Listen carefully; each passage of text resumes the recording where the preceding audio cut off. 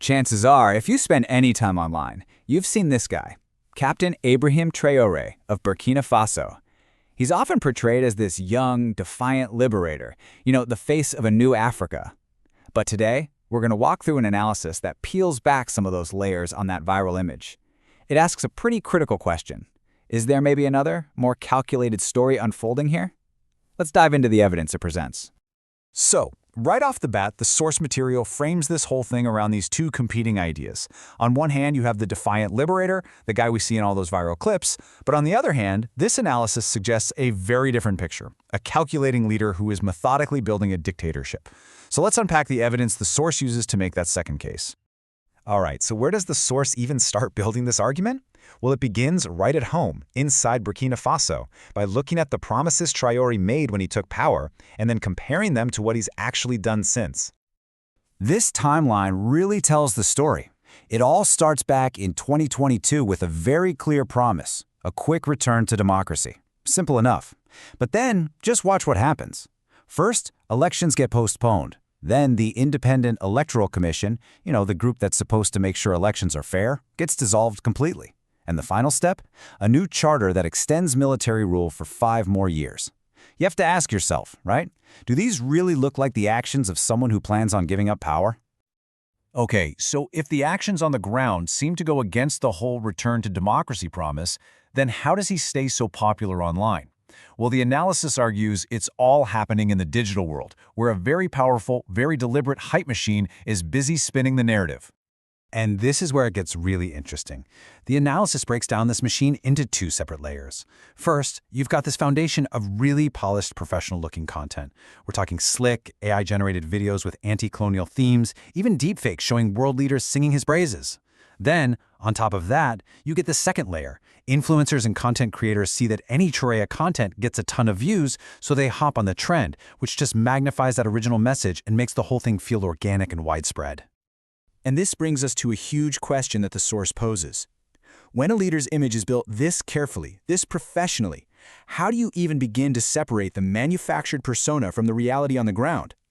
It's a question we should probably all be thinking about for any leader in this digital age. All right, let's zoom out for a second.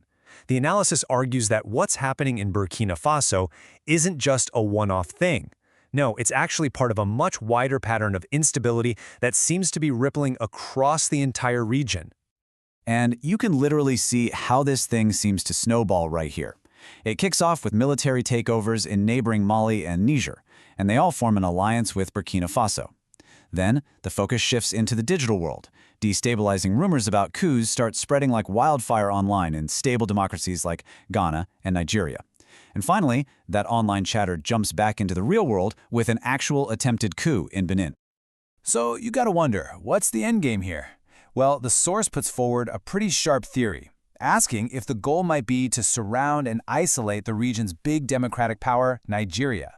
See, by creating a ring of military regimes that think the same way, you could effectively neutralize Nigeria's influence and its ability to push back.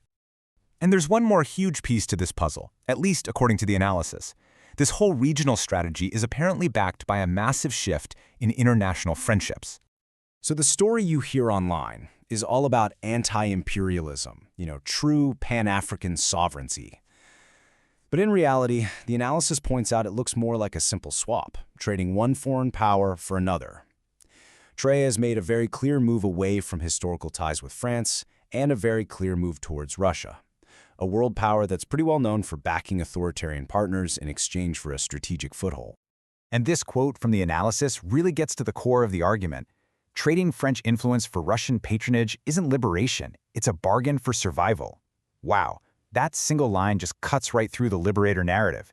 It reframes this whole big geopolitical shift not as some move towards real independence, but as a practical deal to get the resources and political cover needed to just stay in power. Okay, so we've looked at what's happening inside the country, the online hype machine, the instability spreading to the neighbors, and this big switch in global allies. The analysis puts all these pieces on the table and asks a pretty straightforward question. Are these all just random coincidences, or are we actually looking at a deliberate blueprint? And when you connect the dots like this, the pattern, well, it's hard to ignore, isn't it? First, a leader locks down his power at home. Then, his image gets supercharged online. After that, his neighbors follow a similar path, and they all team up. And finally, that instability starts to leak into the wider region, eventually leading to a real-world coup attempt. Which brings us right back to where we started, with these two totally different pictures of Ibrahim Traoré. Is he the visionary, a leader really trying to develop his nation and the continent? Or, as this pattern of evidence might suggest, is he a perpetuator, a new kind of ruler who's focused on keeping himself in power by exporting chaos? The source lays out a compelling pattern. What you make of it is left up to you. And that leads us to the final, and honestly, maybe the most important question this analysis leaves us with.